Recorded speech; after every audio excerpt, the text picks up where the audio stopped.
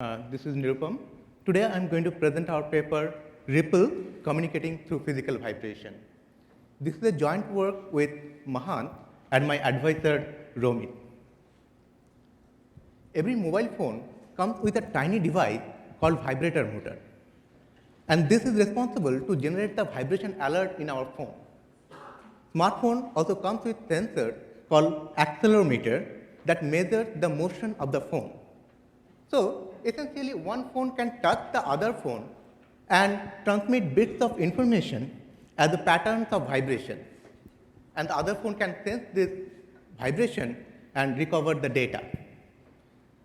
Here the simple way to communicate may be the Morse code-like pattern by turning the motor on and off.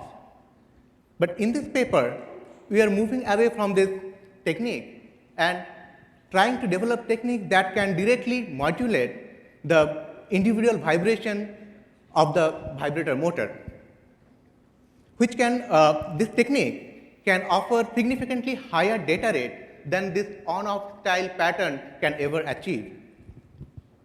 So with this promise, we hope to introduce a new modality in the short distance communication paradigm, what we call vibratory communication.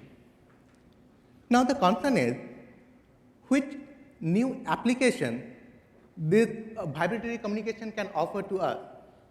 And at this moment, we don't know the answer for sure, we are just guessing. One possible application is mobile money transfer.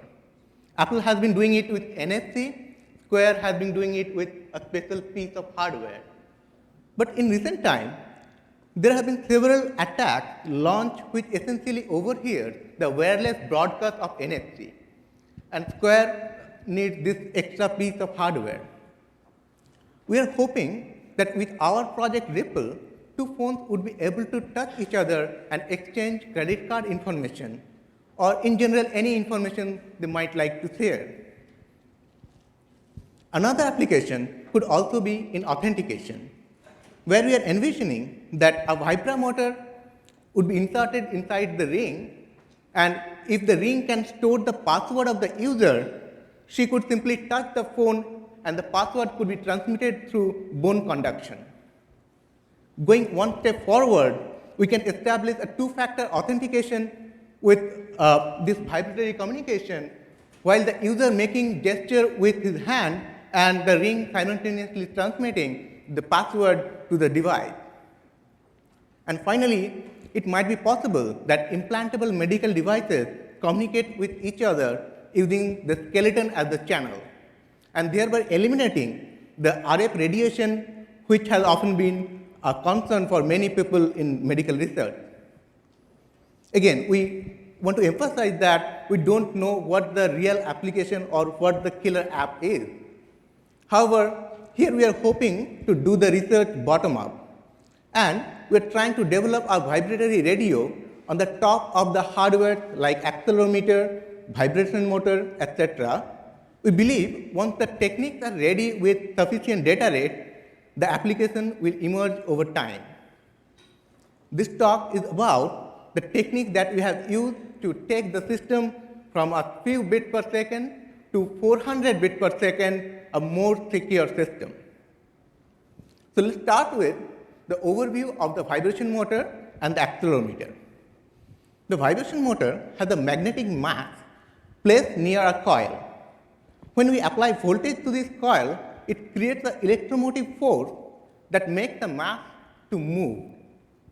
And this oscillation creates the vibration. The accelerometer has a movable structure that responds to this vibration and converts this vibration to the electrical signal. While we randomly turn on and off the vibration motor, we get a pulse like this, which is basically a combination of various frequencies which are uncontrolled and have different rise and decay rate, this long tail basically limits the shortest possible pulse that we can have with this vibration motor. So first, we regulate the input signal of the motor to generate the vibration of a single frequency. However, due to the inertial motion of the magnetic mass, the whole system behaves like a damped second order system, and we get a decaying pulse like this. So to stop this ringing effect, we apply one technique that's called vibration breaking. While the paper has detailed description of this technique, we are basically using the reverse electromotive force that is present in the motor to stop the prematurely stop the natural ringing of the mass. Now, when we have a shorter pulse and single frequency, now we can apply amplitude modulation to encode bits of information, and this demo implements the single carrier system. Here the smartphone is transmitting the data to vibration, and this standalone accelerometer setup receiving the data and sending it to the computer. Now looking for more opportunities, we are moving from single carrier system to multi-carrier system. And the multi-carrier system is basically a collection of various single carrier systems set at different frequencies. They are put together and sent through the vibration motor. Now when we transmit 10 such channels together, the system completely fails. We could not recover any data. And the reason is the vibration motor doesn't behave similarly for all frequencies. The frequency response shows that the vibration motor gives extremely high gain for a band of frequency which we called the resonant band. Apparently high gain is good for the transmission, but the frequency domain plot indicates that when we drive the vibration motor with resonance frequency, it becomes nonlinear and spills energy all over the spectrum. It basically ruins the opportunity to transmit data in parallel channels. As a simple solution, we avoided this resonance band while selecting carriers for multi-carrier system. Now, upon receiving this multi-carrier signal, we filter each of the carriers separately and perform the envelope detection on the top of that in the time domain to recover the bits of information. And putting all the carriers together, we achieve 200 bits per second. And the next technique is about the transmission of orthogonal vibration in orthogonal dimension. Most of the accelerometer can sense vibration along 3 orthogonal axes. Therefore, probably we can transmit 3 separate data streams simultaneously. However, when we apply vibration along an axis, it partially appears on the other axis and interferes with the signal that we might want to transmit on that axis. And this spilled signal, what we observe that this spilled signal has 180-degree phase lag with the actual signal. And in the next example, I will explain how we can exploit this phenomena to eliminate this interference. So say we apply a signal on y-axis, and it gets the spill on the z-axis, and it has the phase difference. Similarly, when we apply the signal on the z-axis, it will create a spill on the y-axis. Before decoding the data, we scale up the y-axis signal in such a way that the amplitude of the interference exactly matches with the actual signal on the z-axis.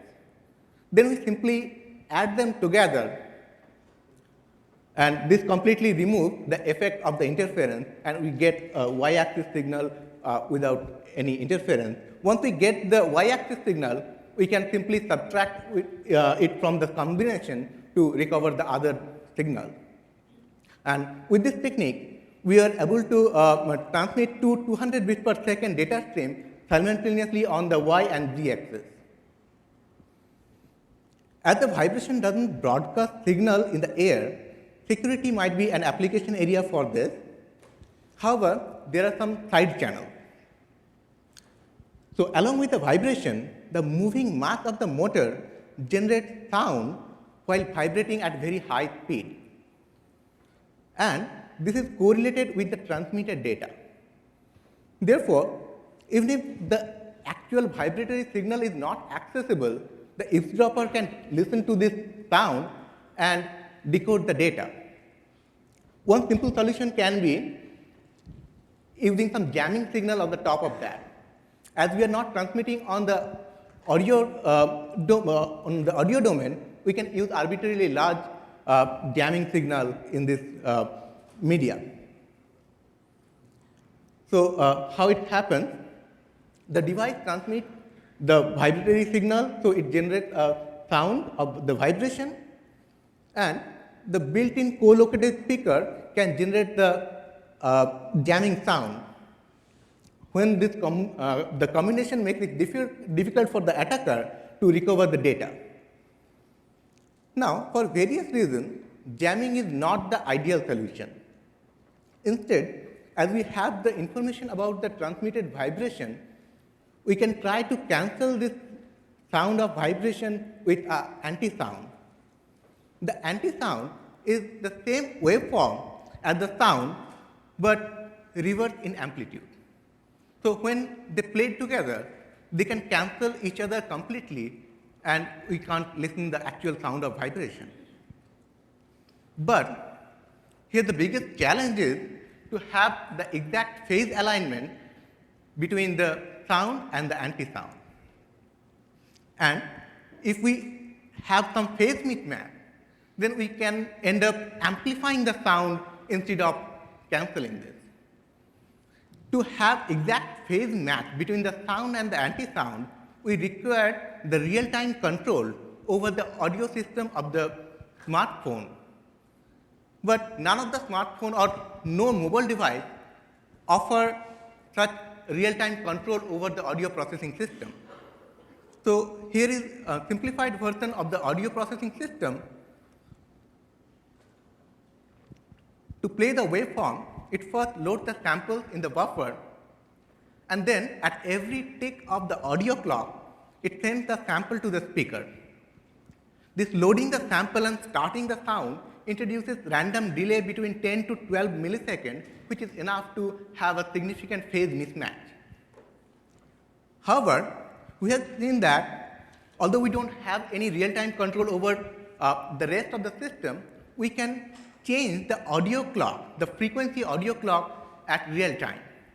Therefore, we can change the ongoing anti-sound, change the frequency of the ongoing anti-sound, and with this only parameter, how we can have the perfect phase match between the sound and the anti-sound, that is explained later. So going back to the same setting, the vibration sound is in the air, and we have to play the anti-sound. But instead of playing it with the correct frequency, we first increase the frequency a little.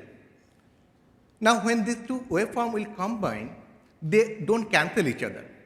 Rather, this was a periodic cancellation and amplification, and we get a wavy envelope signal. The system listens to this waveform, this combination of the waveform, and it follows the envelope. And when the envelope comes to a minimum, we know that the sound and the anti-sound has exact phase match. So right at that moment, we change the frequency of the anti-sound to its original actual value. So this will lock the phase difference between them, and we will get a constant destruction after that point. So this plot shows how this technique works in reality. So at this point, we have the vibration started at this moment, and after some time we started the anti-sound. It creates the wavy envelope, and at this moment we have the frequency switch. So we can see the reduction in the sound of the vibration, but because it can't figure out the minimum point in the envelope, we can still see some residual noise in the medium. So we can use a faint jamming signal to cover this up. So in the evaluation, the single carrier system shows around 3% error rate at highest speed. In the heat map of the transmitted and received symbol, we can see that most of the errors are adjacent to the actual symbol, which indicate that appropriate coding can improve the performance. And here this plot is for the multicarrier system, which shows the distribution of the bit error for different signal energy. At the highest SNR, the ripple achieves the 80th percentile error of around 2%. However, as we can see in the other plot, it shows the performance of separate carriers and bit error rate in the separate carriers. So we can see that some of the carriers work extremely good and some of them work extremely bad. So maybe careful selection of the carriers can improve the performance of the whole system a little. To summarize, we have prepared a very basic vibratory radio. There are many scopes for improvement, and we are working on them. We envision that this can enable a new modality of short-distance communication. Thank you.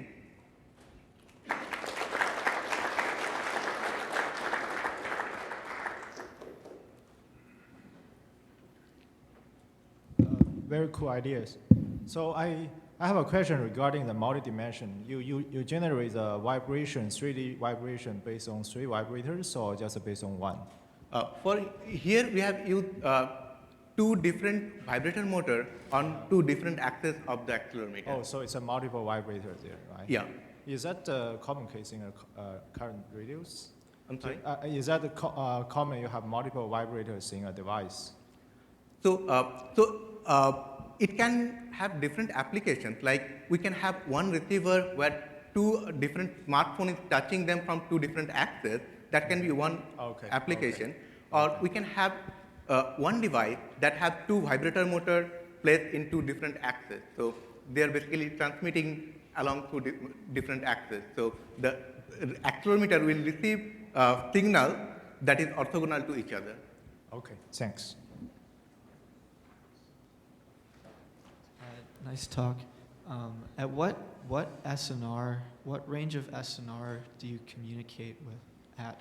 And do you require any encoding schemes to reduce your bit error rate? So here to calculate the bit error rate, we haven't used any encoding scheme. This is the raw bit error rate that we have shown here. But we have seen that with simply using the gray coding, then probably we can improve the bit error rate to some extent. Because most of the errors are on the adjacent symbol, so they are confusing with the adjacent symbol, so gray coding can simply help a bit. Okay, thank you.